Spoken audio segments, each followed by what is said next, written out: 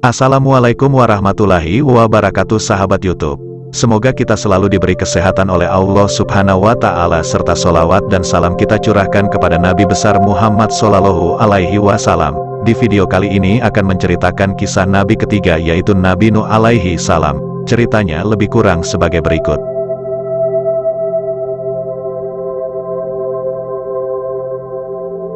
Nabi Nuh diutus untuk mengajak masyarakat yang menyembah berhala agar kembali menyembah Allah. Tetapi, usahanya tidak mudah, masyarakat selalu menentangnya. Dalam waktu yang amat lama, hanya sedikit yang mau beriman. Kemudian, atas perintah Allah, Nabi Nuh bersama pengikutnya membuat kapal besar. Kapal itu berguna untuk menyelamatkan diri ketika kaumnya diazab dengan dilanda air bah yang amat dahsyat. Nabi Nuh dikaruniai umur panjang, yaitu 950 tahun atau 3993 sampai dengan 3043 sebelum Masehi. Kisah lengkapnya sebagai berikut.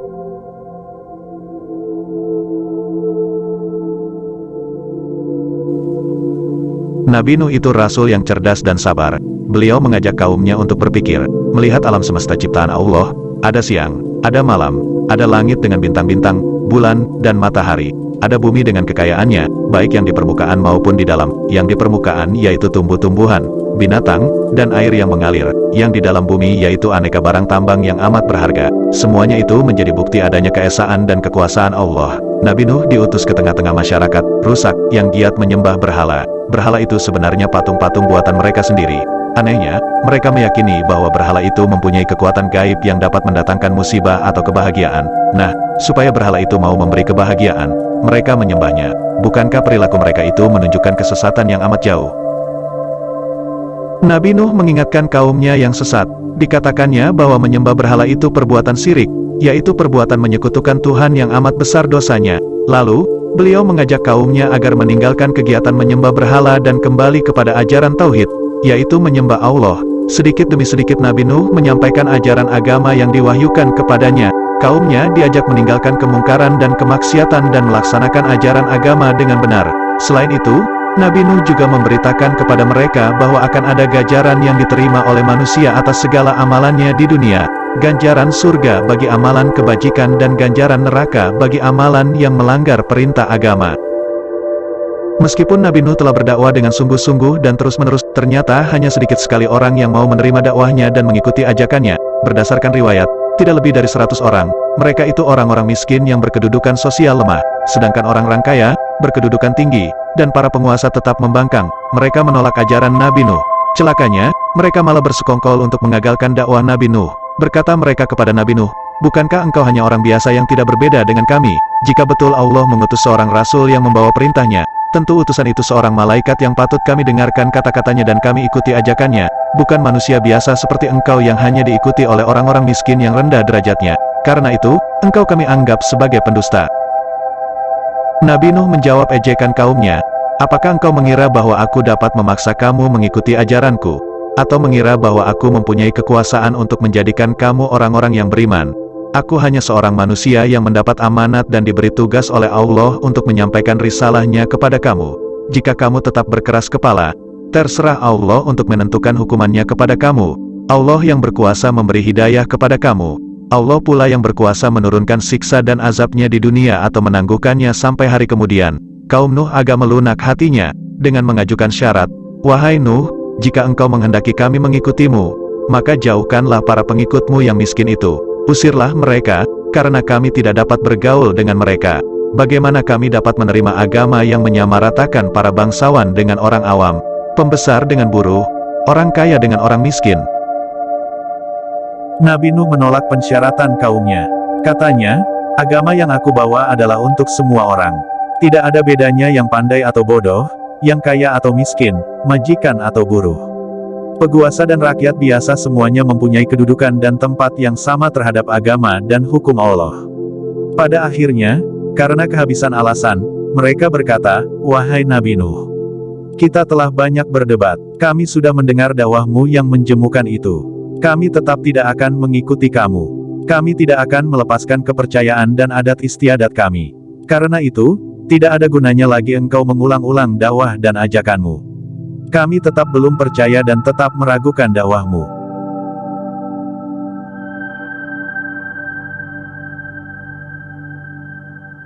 Nabi Nuh diangkat menjadi rasul pada usia 450 tahun dan wafat pada usia 950 tahun. Dengan demikian, Nabi Nuh berdakwah kepada umatnya selama 5 abad atau 500 tahun. Tetapi, dalam waktu yang lama itu, Nabi Nuh tidak berhasil menyadarkan kaumnya untuk beriman dan beribadah kepada Allah. Hanya kurang dari 100 orang yang mau mendengarkan dan mengikutinya. Padahal, beliau sudah berusaha dengan segala daya upaya dan sekuat tenaga. Hinaan, ejekan, dan makian dihadapinya dengan sabar. Beliau masih berharap, akan tiba masanya kaumnya menjadi sadar dan mengikuti ajakannya. Akan tetapi, harapan itu lama-lama menipis dan akhirnya menghilang. Habislah kesabaran Nabi Nuh. Beliau memohon kepada Allah agar menurunkan azab kepada kaumnya yang berkepala batu itu. Doanya, "Ya Allah, janganlah Engkau biarkan seorang pun dari orang-orang kafir itu hidup dan tinggal di atas bumi ini. Mereka akan berusaha menyesatkan hamba-hamba-Mu. Mereka tidak akan melahirkan dan menurunkan selain anak-anak yang berbuat maksiat dan anak-anak yang kafir seperti mereka."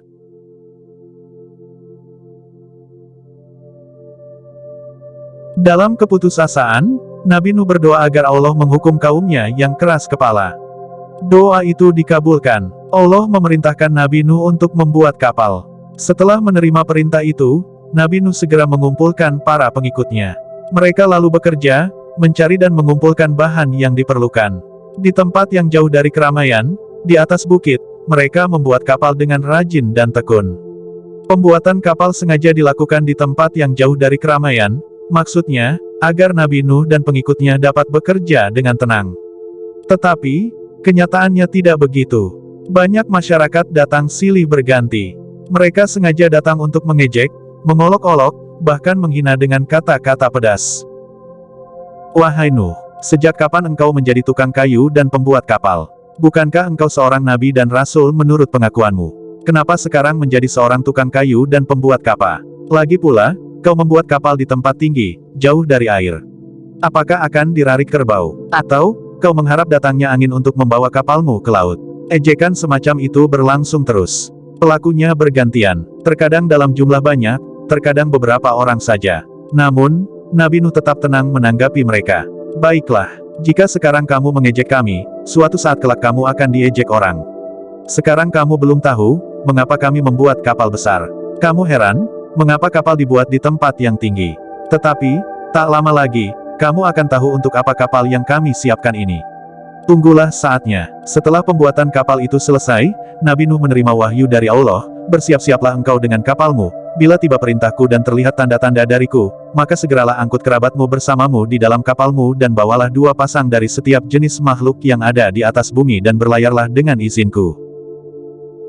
Pada waktu yang telah ditentukan, tercurahlah air dari langit dan muncratlah air dari bumi. Dalam waktu sekejap, telah terjadi banjir besar melanda seluruh kota dan desa, menggenangi daratan yang rendah. Makin lama air bah semakin besar menjangkau tempat yang tinggi, mencapai puncak-puncak bukit. Dalam keadaan seperti itu, tidak ada tempat berlindung yang aman, kecuali kapal Nabi Nuh. Kapal itu telah penuh berisi orang-orang mukmin pengikut Nabi Nuh yang setia. Selain itu, juga hewan-hewan berpasangan yang diselamatkan oleh Nabi Nuh atas perintah Allah. Dalam banjir besar yang menyerupai laut itu, kapal Nabi Nuh berlayar dengan tenang. Di kanan kiri kapal terlihatlah orang-orang kafir bergelut melawan gelombang air berusaha menyelamat diri. Mereka tampak kepayahan dan tersiksa menghadapi maut. Ketika Nabi Nuh menyaksikan orang-orang kafir dari geladak kapal, terlihatlah olehnya sosok manusia yang menarik perhatiannya. Sosok manusia itu timbui tenggelam dipermainkan gelombang. Siapa dia? Orang itu bernama Kanan, putra sulungnya. Sebagai seorang ayah, melihat putra kandungnya terlihat sengsara seperti itu, timbullah rasa kasihan. Dengan spontan, terdorong oleh rasa kasihan, Nabi Nuh berteriak memanggil putranya yang menghadapi maut di telan gelombang. Wahai anakku, kemarilah. Bergabunglah kamu bersama keluargamu dengan kami yang sudah beriman. Bertobatlah engkau dan berimanlah kepada Allah agar engkau selamat dan terhindar dari bahaya maut hukuman Allah. Ternyata, Kanaan menolak ajakan ayahnya. Kanaan telah tersesat terkena bujuk rayuan setan dan hasutan kaumnya yang sombong dan keras kepala. Katanya lantang, "Biarkan aku, pergilah, jauhi aku tidak sudi menyelamatkan diri di atas geladak kapalmu. Aku dapat menyelamatkan diri ke bukit yang tidak akan dijangkau oleh air bah ini." Jawab Nabi Nuh, "Percayalah bahwa tempat satu-satunya yang dapat menyelamatkan engkau ialah bergabung dengan kami di atas kapal ini. Tidak ada orang yang dapat melepaskan diri dari hukuman Allah, kecuali orang-orang yang memperoleh rahmat dan ampunannya. Setelah Nabi Nuh mengucapkan kata-kata itu, Kanaan tenggelam di sambar gelombang yang ganas. Kanaan lenyap dari pandangan mata ayahnya. Niatnya untuk menyelamatkan diri ke bukit tak terlaksana. Telah mati bersama kawan-kawan dan pembesar-pembesar kaumnya yang durhaka. Nabi Nuh bersedih hati dan berduka cita atas kematian putranya dalam keadaan kafir tidak beriman dan belum mengenal Allah. Beliau berkeluh kesah dan berseru kepada Allah, "Ya Tuhanku, sesungguhnya putraku itu adalah darah dagingku dan adalah bagian dari keluargaku dan sesungguhnya janji-Mu adalah janji benar dan Engkaulah Maha Hakim yang Maha Berkuasa." Kepada Nabi Nuh Allah berfirman, "Wahai Nuh, sesungguhnya putramu itu tidaklah termasuk keluargamu, karena ia telah menyimpang dari ajaranmu, melanggar perintahmu, menolak dakwahmu, dan mengikuti jejak orang-orang yang kafir dari kaumnya."